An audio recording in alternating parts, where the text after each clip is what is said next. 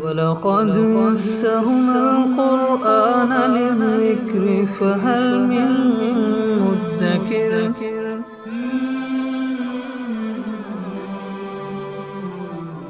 سورۃ الممتحنہ آیت نمبر 10۔ اعوذ باللہ من الشیطان الرجیم، بسم اللہ الرحمن الرحیم۔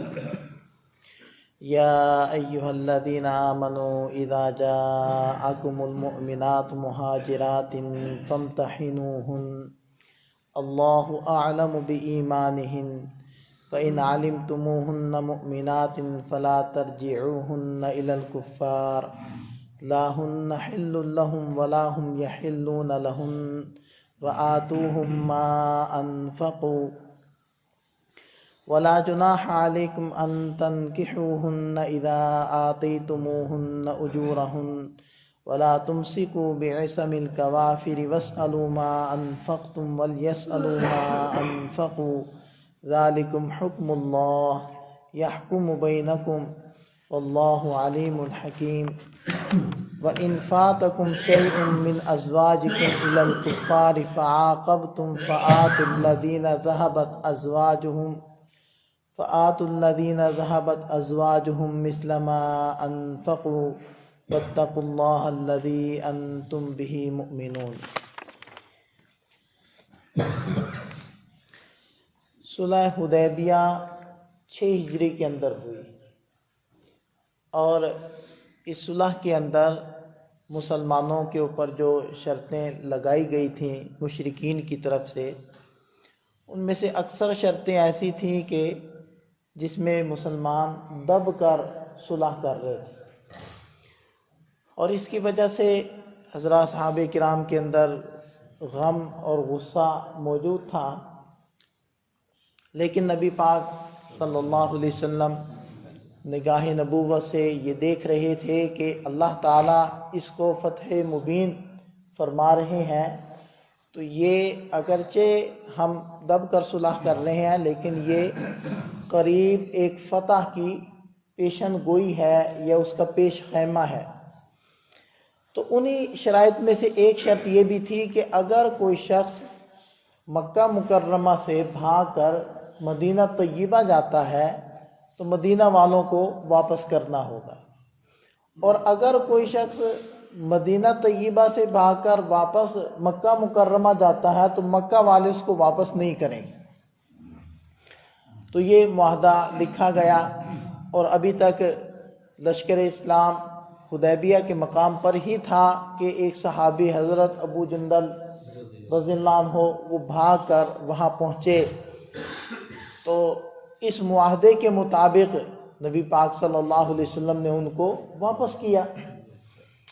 اب اس موقع کے اوپر جو حضرات صحابہ کرام کے دلوں پر گزری وہ تو اللہ ہی جانتے ہیں، کہ وہ صحابی زنجیروں میں جکڑے ہوئے اور ظلم و ستم کا نشانہ بن رہے تھے، اور بڑی مشکل سے وہ قید سے نکل کر لشکر اسلام تک پہنچے ہیں، اور وہ یہ کہہ رہے ہیں کہ مسلمانوں مجھے بچاؤ، لیکن معاہدے کے مطابق ان کو واپس کیا جا رہا تھا۔ تو وہ کیا رو رہے تھے؟ سارے مسلمان ہی رو رہے تھے۔ بہرحال تو اسی موقع پر ایک یہ واقعہ بھی پیش آیا کہ حضرت سعیدہ بنت حارث رضی اللہ عنہ صحابیہ، یہ بھی مکہ مکرمہ سے لشکر اسلام میں تشریف لائیں اور نبی پاک صلی اللہ علیہ وسلم کی خدمت میں حاضر ہوئیں اور فرمایا کہ میں مسلمان ہو چکی ہوں۔ اب جو معاہدہ تھا اس کے مطابق بظاہر جو معاہدے میں لکھا ہوا تھا تو اس کے مطابق تو ان کو واپس کیا جانا تھا، لیکن نبی پاک صلی اللہ علیہ وسلم نے اس معاہدے کی وضاحت کی کہ معاہدے کے اندر کوئی ایسی شق موجود نہیں ہے جس سے پتہ چلتا ہو کہ عورتوں کو بھی واپس کرنا۔ عورتیں تو معاہدے میں شامل ہی نہیں ہیں، یہ تو مردوں کے لیے معاہدہ ہوا ہے، لہذا ہم ان کو واپس نہیں کریں گے، اور ان کے علاوہ کوئی بھی عورت اگر آتی ہے مکہ مکرمہ سے تو ہم اس کو واپس کرنے کے پابند نہیں ہوں گے۔ تو نبی پاک صلی اللہ علیہ وسلم کے اس فیصلے یا معاہدے کے اندر طے پائی جانے والی شرط کی وضاحت کی تائید کے اندر اللہ تعالیٰ نے یہ آیات نازل فرمائی ہے کہ نبی پاک صلی اللہ علیہ وسلم نے جو فیصلہ کیا ہے، جو وضاحت کی ہے قانون کی، یہ بالکل ٹھیک کی ہے۔ تو ارشاد فرمایا یا ایھا الذین آمنو، اے ایمان والو، اذا جاءکم المؤمنات، جب تمہارے پاس آئیں مومن عورتیں، مہاجرات، ہجرت کر کے، فامتحنوہن، تو ان کو آزما لو، ان کا ایک چھوٹا سا امتحان لے لو کہ وہ واقعتاً انہوں نے ایمان قبول کیا ہے، مومنہ ہے۔ اور آزمانے کی صورت یہ تھی کہ ان سے حلف لیا جاتا تھا کہ تم نے یہ ہجرت اپنے خاوند سے ناراض ہو کر تو نہیں کی، کہ آپس میں گھریلو ناچاقی تھی تو غصے میں آ کر عورت طلاق تو دے نہیں سکتی، تو اس نے سوچا کہ چلو میں ہجرت کر لوں، کیا ایسا تو نہیں ہے؟ یا پھر مدینہ طیبہ میں کوئی ایسا مرد، کوئی ایسا شخص تو نہیں ہے کہ جس کی محبت میں تم نے ہجرت کی ہو؟ یا پھر اس کے علاوہ کوئی دنیاوی مال و دولت یا کسی اور غرض سے تو ہجرت نہیں کی؟ کیا واقعتاً اللہ اس کے رسول کی محبت میں ہجرت کی ہے؟ یہ حلف ان سے لیا جاتا۔ اور حضرت عائشہ صدیقہ رضی اللہ عنہ کی ایک روایت کے مطابق جو اگلی آیات میں آ رہا ہے آپ صلی اللہ علیہ وسلم کا بیعت لینا، تو یہ بیعت لینا ہی ان کا امتحان تھا۔ بہرحال تو یہ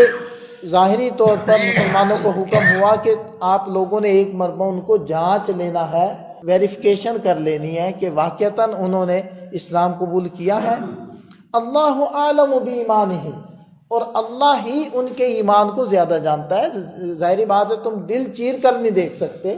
یہ اندر کا معاملہ ہوتا ہے ایمان لانا،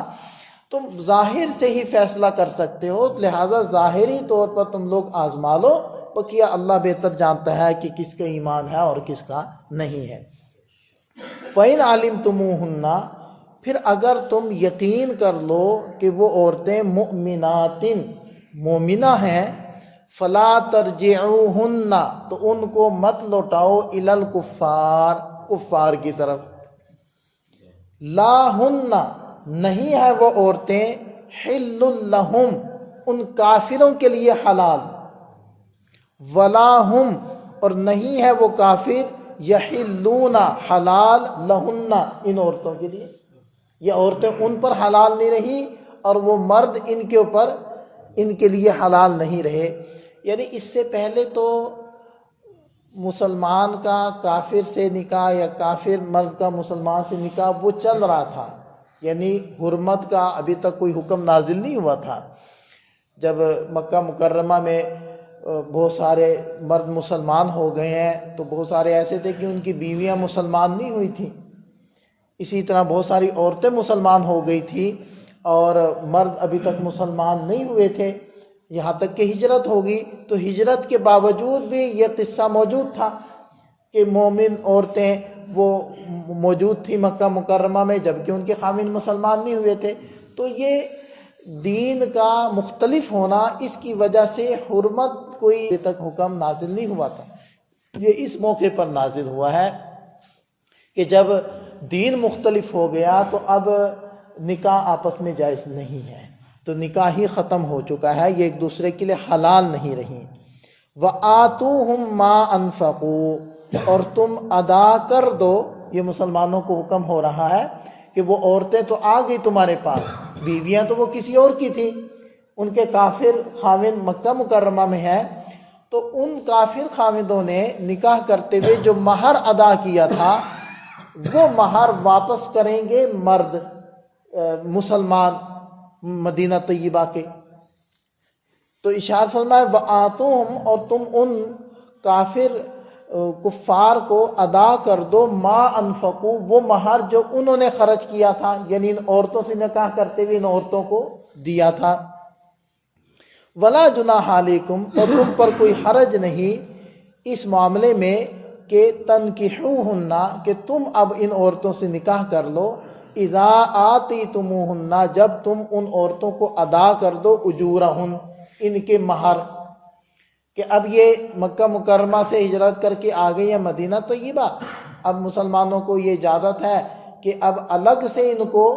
دوسرا مہر دیں۔ ایک مہر تو یہ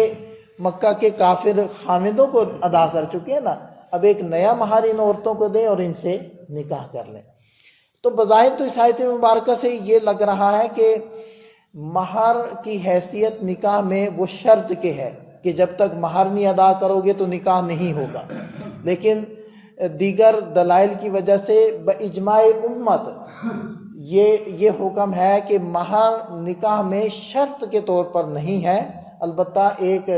اس کی حیثیت موجود ہے۔ اگر مہر نہ بھی ادا کیا جائے یا نہ بھی اس کو ذکر کیا جائے پھر بھی نکاح ہو جاتا ہے۔ ہاں، مہر کی اپنی حیثیت باقی رہتی ہے اور مرد کے ذمے واجب رہتا ہے کہ وہ عورت کو اس کا مہر ادا کرے، لیکن بطور شرط کے نہیں ہے۔ البتہ یہاں مفسرین فرماتے ہیں کہ اس آیت مبارکہ سے یہ جو ظاہر ہو رہا ہے کہ یہاں بطور شرط کے ذکر کیا جا رہا ہے، ایسے لگ رہا ہے تو یہ شاید اس وجہ سے ہے کہ سابقہ الفاظ کے اندر یہ ذکر کر دیا کہ ان عورتوں کا وہ مہر جو ان کے کافر خامدوں نے ان کو دیا تھا وہ مدینہ طیبہ والے مسلمان واپس لوٹا دیں، تو کہیں اس مہر کی ادائیگی کو نئے نکاح کے لیے مسلمان کافی نہ سمجھ لیں، وہ ان عورتوں کو الگ سے مہر ادا کریں۔ تو اس بات کی وضاحت کے لیے شاید یہاں اس انداز میں اللہ تعالیٰ نے ذکر فرمایا ہے۔ آگے ارشاد فرمایا وَلَا تُمْسِكُوا بِعِصَمِ الْكَوَافِرِ، کوافر کافرہ کی جمع ہو گئی، عصم عصمت کی جمع ہو گئی، تو ترجمہ ہوگا کہ تم کافر عورتوں کی عصمت کو روک کر مت رکھو، یعنی جو حضرات مدینہ طیبہ ہجرت کر چکے ہیں اور ان کی کافر بیویاں موجود ہیں مکہ مکرمہ میں، تو وہ اب ان کو اپنی بیویاں نہ سمجھیں اور ان کو آزاد کر دیں۔ وہ اب چاہیں جہاں بھی نکاح کریں، وہ ان کی مرضی ہے، ابھی ان کی بیویاں نہیں رہیں، کیونکہ پیچھے حکم آ چکا ہے کہ کافر عورتیں وہ مسلمان مردوں کے لیے اور مسلمان عورتیں کافر مردوں کے لیے وہ حلال نہیں ہیں۔ اور حکم ہوا وَاسْأَلُوا مَا أَنفَقْتُمْ، اور مطالبہ کر لو اس مہر کا جو تم نے ان عورتوں کو دیا تھا، اور وہ مطالبہ کن سے ہوگا؟ مکہ کے کافروں سے۔ وَلْيَسْأَلُوا مَا أَنفَقُوا، اور چاہیے کہ وہ لوگ مطالبہ کر لیں، یعنی مکہ کے کافر کن سے؟ مدینہ طیبہ کے مسلمانوں سے، ما انفقوا، جو انہوں نے خرچ کیا تھا، یعنی عورتوں کو مہر دیا تھا۔ وہ واضح طور پر یہ حکم آ گیا کہ جو عورتیں کفار کی مسلمان ہو کر مدینہ آ گئیں ان کا مہر مدینہ والے ادا کریں گے مشرکین کو، اور جو مسلمانوں کی عورتیں وہ وہیں رہ گئی مکہ میں مسلمان نہیں ہوئی ان کا مہر ادا کریں گے مکہ والے مسلمانوں کو، تو یہ تبادلہ کریں گے مہر کا۔ لیکن ظاہری بات ہے کہ مسلمانوں نے تو اس قرآنی حکم کو پورا کیا، لیکن کافروں نے اس قرآنی حکم کو پورا نہیں کیا، ان میں سے کسی نے کوئی مہر نہیں بھیجا۔ البتہ مسلمانوں نے ان عورتوں کے مہر بھیجے ہیں اور وہ بیت المال سے نبی پاک صلی اللہ علیہ وسلم نے ادا کیے ہیں، مکہ مکرمہ والوں کو دیے ہیں، کیونکہ قرآن کا حکم تھا اور یہ مسلمان مانتے تھے قرآن کو، وہ تو مشرکین تھے، وہ تو قرآن کو مانتے ہی نہیں تھے۔ پھر ارشاد فرمایا ذالکم حکم اللہ، یہ اللہ کا فیصلہ ہے، یحکم بینکم، اللہ تمہارے مابین فیصلہ کرتے ہیں، واللہ علیم حکیم، اور اللہ تعالیٰ جاننے والے ہیں، حکمتوں والے ہیں۔ آگے اسی سے متعلق اگلی آیت کے اندر ایک حکم ہے وَإِن فَاتَكُمْ شَيْءٌ مِّنْ أَزْوَاجِكُمْ، اور اگر کوئی ضائع ہو جائے من ازواجکم، تمہاری بیویوں میں سے، یعنی کسی کی عورت وہیں رہ گئی مکہ مکرمہ میں یا مدینہ طیبہ سے العیاذ باللہ وہ مرتدہ ہو کر واپس مکہ چلی گئی۔ ایک واقعہ ایسا ہوا تھا ایک عورت کا، لیکن وہ بھی بعد میں واپس اسلام کی طرف لوٹ آئی تھی۔ اس کے علاوہ کوئی ایسا واقعہ نہیں ہوا کہ کوئی عورت مرتد ہو کر مدینہ سے مکہ جائے۔ تو بہرحال حکم یہ ہوا کہ تمہاری بیویوں میں سے کوئی ایک تمہارے ہاتھ سے فوت ہو جائے، یعنی کہ وہ مرتد ہو کر مکرمہ واپس چلی جائے، تو فعاقبتم کی دو تفسیریں ہیں۔ ایک تو یہ ہے کہ اب مشرکین تو تمہیں مہر دیں گے نہیں واپس، وہ مہر جو تم نے ان عورتوں کو دیا تھا۔ اب طریقہ کیا ہے؟ اب طریقہ یہ ہے کہ تم فعاقبتم، تم انتقام لے لو، بدلہ لے لو، یعنی کہ تم نے بھی تو بہت سارے مہر مکہ بھیجنے ہیں نا، اور کچھ مہر مکہ والوں کے ذمے ہیں، وہ تمہیں واپس بھیجیں، تو تم اگر مکہ والے واپس نہیں کر رہے مہر تو تم ان کے بدلے میں وہ مہر روک لو جو تم نے دینے ہیں ان کو، اور وہ مکہ والے نہیں دے رہے تو اس کے بدلے میں یہ روک لو۔ اور فآتوا الذین ذہبت ازواجہم، اور تم ادا کر دو وہ مہر ان لوگوں کو جن کی بیویاں ذہبت چلی گئیں، مثل ما انفقوا، اسی کے مثل جتنا مہر انہوں نے اپنی بیویوں کو دیا تھا۔ ایک تو یہ مطلب ہو گیا۔ دوسرا مطلب فعاقبتم کا مطلب ہے کہ تم مال غنیمت حاصل کر لو، یعنی اللہ تمہیں مال غنیمت دیتا ہے، مال فی دیتا ہے، تو تم اس مال فی میں سے وہ مہر اس صحابی کو دے دو، اس مسلمان کو دے دو جس کی بیوی چلی گئی ہے مکہ یا رہ گئی ہے مکہ میں، اور مکہ والوں نے اس کا مہر وہ مدینہ طیبہ نہیں بھیجا، تو مال غنیمت میں سے وہ مہر کی مقدار وہ اس صحابی کو دے دی جائے تاکہ وہ اس مہر کے ذریعے سے اگلا نکاح کر سکے۔ اور واتقوا اللہ، اور اللہ سے ڈرو، اور ڈرو اس اللہ سے، انتم بہ مؤمنون، تم جس اللہ پر ایمان لاتے ہو۔ تو یہ کچھ احکام تھے اس موقع پر جو نازل ہوئے صلح حدیبیہ کے موقع پر۔ اور ایک تو اس میں بڑا حکم یہ آ گیا کہ اب جو ادیان کا اختلاف ہے، یعنی مسلمان اور کافر، ان کا آپس میں نکاح نہیں ہو سکتا، اگر تھا تو باقی نہیں رہ سکتا۔ اور دوسرے یہ مہر کو ادلا بدلا کرنا ہے، ایک دوسرے کو واپس دینا ہے، یہ حکم نازل ہوا۔ اللہ تعالی ہمیں سمجھ عطا فرمائے۔